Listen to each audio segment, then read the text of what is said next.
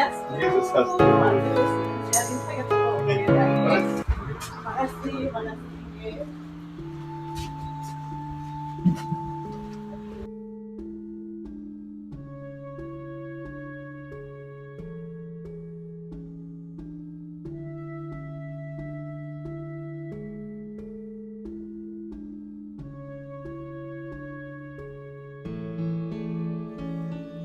Om Swastiastu. Hai sahabat Ibu Tani yang ada di rumah.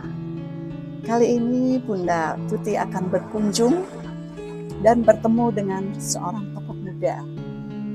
Tokoh petani muda yang sering kita sebut petani muda keren. Beliau adalah foundernya yang ada beliau berdomisili di Singaraja, di Buleleng.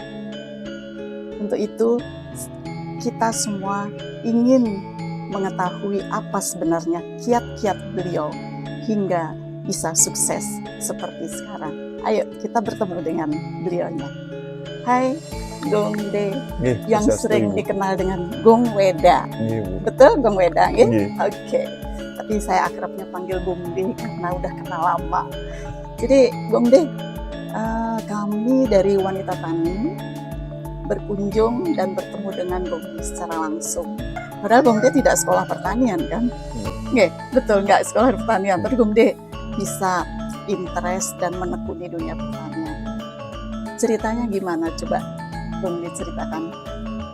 Jadi memang kita di Petani Muda Keren, gerakan ini kita bentuk di tahun 2014. Kurang lebih bersama teman-teman atas keresahan kita dengan banyaknya permasalahan di bidang pertanian. Permasalahan di bidang hulu contohnya petani susah mendapat pupuk yang bagus, terus banyaknya ada serangan hama penyakit, terus di pasca panen saat panen harganya murah, terus tidak adanya pasar tidak adanya fair trade, keadilan pertanian antara petani dan penjual. Gitu. Saat itulah kita berusaha untuk membuat mata rantai pertanian, mata rantai nilai di Petani Muda Keren. Jadi bagaimana kita mendevelop pertanian di hulu, terus di tengah, di hilir. Di sini kita bergabung teman-teman yang memang concern di bidang masing-masing, yang di bidang pupuk, yang di bidang pembibitan, di bidang budidaya, distribusi, sampai di pemasaran. Kita bersama-sama membuat mata rantai pertanian terintegrasi. Termasuk memasukkan teknologinya juga ya. Termasuk juga teknologi kita masukkan di bidang pertanian, baik itu di hulu maupun di hilir. Seperti ini. Jadi awalnya itu dari keresahan bersama, dari problem yang ada di lapangan. Solution. Ya, kita buat solusinya sama-sama. Ya, terus kedepannya ini kemana akan dibawa sebenarnya pertanian kita ini menurut animo dan keinginan daripada Petani Muda Keren? Berbicara visi berarti sesuai dengan kemarin kan bagus sekali visinya, maju, mandiri, modern. Jadi bagaimana petani itu harus menjadi petani maju. Tapi ini ke petani maju, satu petani yang ramah lingkungan. Petani yang bertani selaras alam, bertani organik lah bahasa holistiknya kan.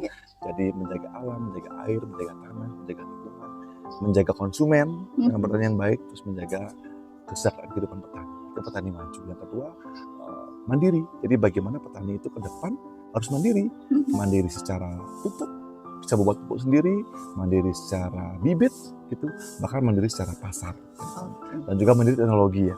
Jadi bagaimana petani-petani itu ke depan harus mulai menggunakan smart farming, harus menggunakan pertanian ramah lingkungan, gitu. Terus petani juga harus mulai memikirkan, karena petani kita sangat konvensional ya, nanam padi, nunggu panen 4 bulan kemudian. Petani mandiri itu bagaimana petani kita bisa memikirkan income harian, income mingguan, income bulanan, bahkan income 3 bulan atau tahunan. Jadi banyak income sehingga petani bisa sejahtera. Terus visi yang ketiga ya modern. Bagaimana petani itu ke depan masuk ke ranah modernisasi. Itu pakai mekanisasi, pakai IoT, pakai smart farming. Sehingga kegiatan bertani, stigma petani yang miskin, terus hitam, terus kere itu bisa kita hilangkan. Dengan bertani, pertanian yang modern. Seperti itu. Oh, luar biasa sekali. Tadi saya mendengar bahwa petani itu harus mandiri. Berarti itu apa masih kita butuhkan peran daripada pemerintah untuk terjun, untuk hadir di tengah-tengah petani? Gitu tentu saja ya. Jadi kita bilangnya 4 pilar ya. Pemerintah, petani, terus bisnismen, dan juga masyarakat terus menjadi sinergitas yang sangat baik. Pemerintah sebagai pengatur regulasi, pemerintah sebagai memberi kebijakan harus pro kepada petani. Nah, bagaimana kita bertani organik kalau subsidinya masih pupuk kimia? Iya. Ya pemerintah harus mulai melihat ke sana. Dan dia rasa kalau di Bali sih pemerintah kita cukup concern dengan itu karena Iya. Pak Gub mengeluarkan Pergub nomor 8 tahun 2019 gitu Iya. terkait Bali pertanian organik yang menjadi itu concern, jadi bagus sekali. Itulah pentingnya solidaritas kita dengan pemerintah.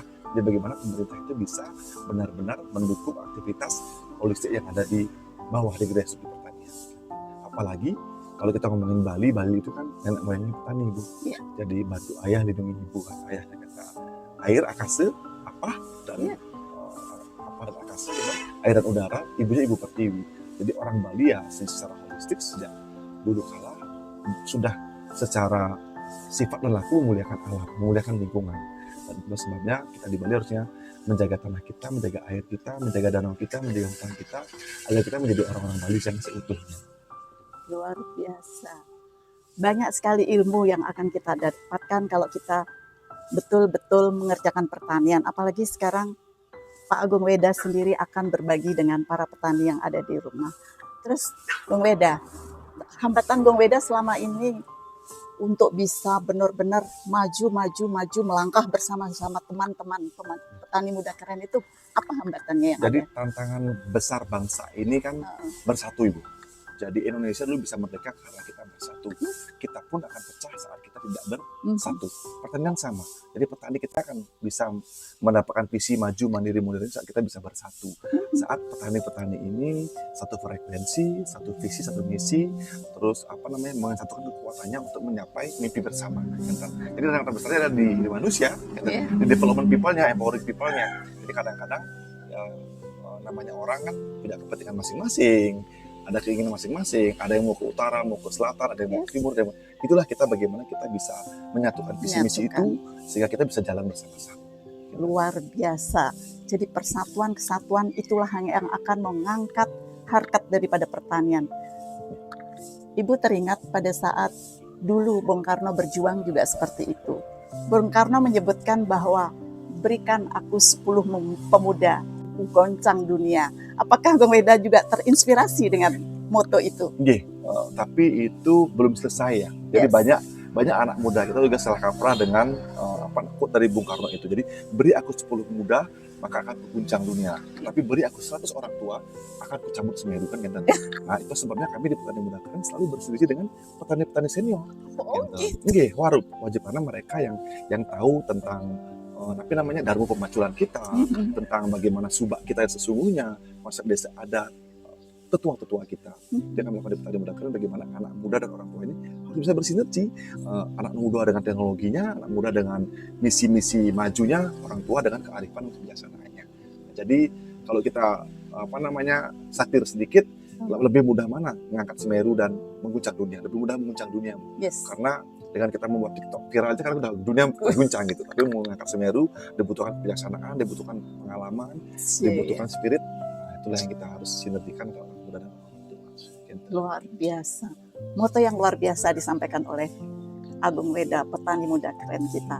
Tapi jangan lupa bahwa Agung Weda ini tetap akan menghormati juga petani-petani seniornya. Karena beliau mempunyai suatu moto yang luar biasa seperti apa yang diajarkan oleh orang tuanya. Nah, untuk selanjutnya Bung Weda, saya ingin tahu bahwa apakah ada kesulitan Bung Weda saat petani itu menghasilkan suatu produk yang berlebihan. Jadi pasarnya itu bagaimana caranya Bung Weda menembus pasar? Sebenarnya kalau kita ngomongin demand pasar, Bali itu pasar luar biasa hebat. Karena kita 4 juta masyarakat lokal, 16 juta wisatawan, 20 juta per tahun. Demand kita di luar Bali ya, dan luar negeri. Jadi mengenai demand sebenarnya peluang besar memang demand kembali sempat rusak gara-gara pandemi. Karena 2 tahun, hampir 3 tahun lah pandemi. Jadi itu yang sedikit mengganggu aktivitas kita di hilir karena distribusi terhambat, bandara tutup, terus hotel tutup, restoran tutup. Cuma itu challenge tantangan. Di sana kita belajar. Tapi saat melihat sektor kita pertanian di masa pandemi, inilah sektor yang di puncak piramida. Hampir semua orang menjadi petani di masa pandemi. Jadi ini membuktikan kalau pertanian sangat tangguh sampai kapanpun, sampai akhir zaman pun pertanian adalah sektor yang sangat dibutuhkan karena sampai akhir zaman orang akan selalu butuh makan. Makanya di Betul masa sekali. after pandemi kita lihat banyak negara tumbang, Yes. banyak negara bangkrut karena pangan mereka habis. Habis. Mereka tidak memproduksi pangan, mereka impor pangan, akhirnya inflasi mereka tinggi, negara mereka bangkrut. Iya. Jadi sederhana itu. Jadi when you can control the food, you can control the people, you can control the nation. Di sebuah negara bisa dikontrol dengan kita mengontrol pangannya, dan itu dilakukan oleh para petani. Jadi itulah yang membuat kita bangga sebagai petani, harus terus termotivasi menjadi petani, tapi petani-petani yang maju mandiri modern tadi. Gitu. Kalau petani masih konvensional, memang susah sekali kita bertani untuk mendapatkan kesejahteraan di pertanian. Petani harus orientasi pasar, petani harus smart farming, petani harus organik, petani harus bersatu gitu, membuat mata rantai bersama-sama, membuat korporasi pertanian sehingga kita bisa maju bersama. Luar biasa. Bincang-bincang kita yang sangat menarik pada hari ini. Kalau saya petik tadi bahwa pandemi tidak menyebabkan grup daripada Gong Weda ini surut, tetapi Gong Weda berpikir bahwa di mana ada tantangan, di sana ada peluang. Betul, Gong Weda? Ya, luar biasa. Mudah-mudahan apa yang kita simak pada hari ini bisa memberikan inspirasi kepada kita semua sebagai petani muda yang belum berminat kepada dunia pertanian. Mari, ada lagi yang harus kita simak dari Gong Weda ini. Gong Weda, saya tahu Gong Weda semangatnya luar biasa. Bagaimana sekarang Gong Weda bisa menginspirasi semua petani muda keren yang ada di Bali ini? Karena berbarengan dengan boomingnya pariwisata, kesediaan pangan harus juga memenuhi daripada kebutuhan ini. Bagaimana pemikiran Gong Weda? Jadi kalau yang pribadi, kita harus mulai memberikan contoh dari diri kita sendiri. Dulu hal-hal kecil. Sekarang pariwisata mulai tumbuh dan itu positif untuk Bali dan positif untuk masyarakat kita di Bali. Untuk teman-teman petani yang rasa secara de facto banyak sekali petani-petani semeton kita yang dulu terdampak pandemi yang masuk ke pertanian akhirnya kembali lagi ke pariwisata, tapi hampir 60% lah istri dan anaknya masih di pertanian. Masih melanjutkan. Karena bisa mendesa gitu, bisa di kampung, kos jadi lebih rendah karena dulu sempat kita banyak kita wawancara tinggal di Denpasar, tinggal di selatan, gaji 5-10 juta sebulan pun habis bayar sewa, untuk hidup gitu. Tapi saat suami yang merantau, istri anak masih di kampung, yang rasa kegiatan bertani jadi lahan tebel, terus pekarangan diolah kan, sehingga masih bisa mendesa, masih bisa membanjar kan, sehingga semuanya happy, semuanya menang. Semua berjalan seiringan. Betul. Ya. Dan dia optimis sekali. Dan memang ini harus kita kembalikan dari Bali. Bagaimana tourism itu menjadi subjek, bagaimana pertanian itu menjadi subjek pariwisata, bukan lagi menjadi objek seperti sebelum-sebelumnya. Karena kita tahu Prof. Mindy pernah bilang, jadi tahun 80-an Bali sempat mendapatkan boom ekonomi dari lahirnya pariwisata. Dari pertanian melahirkan pariwisata. Gitu. Lahir pariwisata, boom ekonomi Bali. Tahun 2020 hancur ekonomi Bali karena pariwisata meninggalkan pertanian. Nah, setelah COVID ini kita bisa belajar bagaimana kita mensinergikan ini, bagaimana kita membuat pariwisata ini bisa mensupport pertanian. Gitu. Pertanian subjeknya, terus tourism bonusnya. Itu yang kami kerjakan di Petani Muda Keren. Jadi ke depan bagaimana petani-petani kita orientasinya bertani, orientasi berproduksi, membuat sebaik-baiknya sayur, sebaik-baiknya buah-buahan, tourism bonusnya. Bagaimana caranya? Ya bagaimana kita membuat rumah petani menjadi homestay, terus dapur petani menjadi restoran, aktivitas petani menjadi aktivitas tourism. Orang datang untuk belajar bertani, orang datang untuk farm to table, masak di kebun. Jadi itu kita garapkan sama teman-teman petani muda. Jadi bagaimana petani menjadi subjek pariwisata, bukan lagi menjadi objek pariwisata. Jadi tidak ada lagi diskusi yang tidak ada habis-habisnya di Bali, lebih penting mana pariwisata dan pertanian, karena keduanya ini satu kesatuan. Tapi kalau kita berbicara mana yang harus kita jaga, ya pertanian kita, karena tourism akan selalu menjadi bonus, pasti, karena pertanian kita melahirkan adat, budaya, pekerjaan, terus keseharian, seni, bahkan gamelan-gamelan, tari-tarian semua lahir dari pertanian. Bahkan agama kita lahir dari pertanian. Luar biasa. Menjadi fondasi yang kuat. Sehingga bonusnya banyak nanti. Luar biasa. Di samping kita memproduktifkan semua lahan yang ada di tanah Bali ini, di mana lahan-lahan tidur juga bisa menjadi lahan yang produktif. Itu juga merawat bumi kita, menguatkan budaya kita. Menurut Gong Weda, juga menjaga kelestarian daripada bumi Bali ini. Jadi ini sudah sinergi dengan pariwisata semua.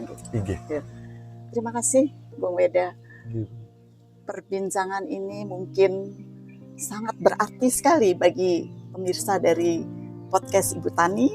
karena hari ini saya sangat berbahagia sekali ketemu langsung dengan pelaku pertanian yang dikemas secara modern, yaitu adalah Gong Weda.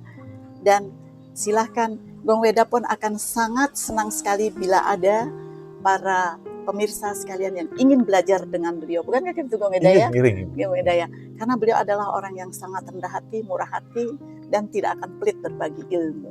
Yang penting di dalam dunia pertanian adalah kolaborasi dan persatuan ini harus sangat dijaga sehingga semua akan kokoh karena suatu persatuan. Begitu nggak kalau saya kutip ya. Betul. Oke, terima kasih Gong Weda karena pemuda yang seperti ini sangat sulit kita cari. Tapi saya yakin dengan contoh dari Gong Weda bersama teman-temannya melalui Petani Muda Keren, saya yakin pemuda-pemuda kita akan tertarik di dunia pertanian dan menjaga Bali tetap ajak sesuai dengan harapan daripada pemerintah. Demikian tadi perbincangan kami dengan founder daripada Petani Muda Keren yang sangat kita banggakan, karena kita sebagai orang Bali juga harus bangga dengan lahirnya Gong Weda yang lain seperti ini. Oke, saya tutup. Om Santi Santi Santi Om.